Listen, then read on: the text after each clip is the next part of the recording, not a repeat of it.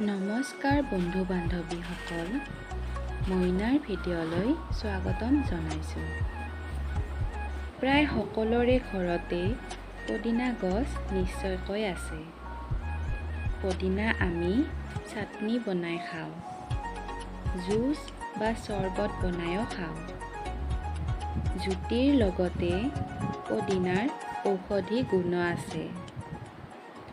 পেটত গেছ বা পেট ফুলা, পেটৰ বিষ, বুকু জ্বলা পোৰা হ'লে পদিনাৰ চৰবত খালে নিৰাময় হয়।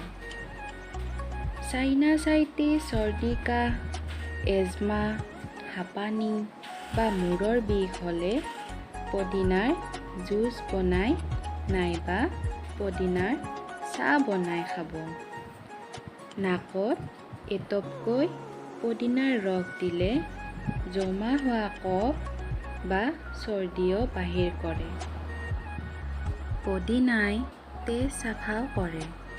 লগতে কিছুমান ছালৰ ৰোগ, এলাৰ্জি এইবিলাক হ'লেও পদিনাৰ পাত গাত ঘঁহিব লাগে। পদিনাৰ পোৰা ছাইৰে দাঁত মাজিলে দাঁতৰ আলু মজবুত হয়। লগতে মুখৰ দুৰ্গন্ধও গুছে। যিসকল মহিলাই অনিয়মিত ঋতু সমস্যাত ভোগে তেওঁলোকেও পদিনা খাব লাগে।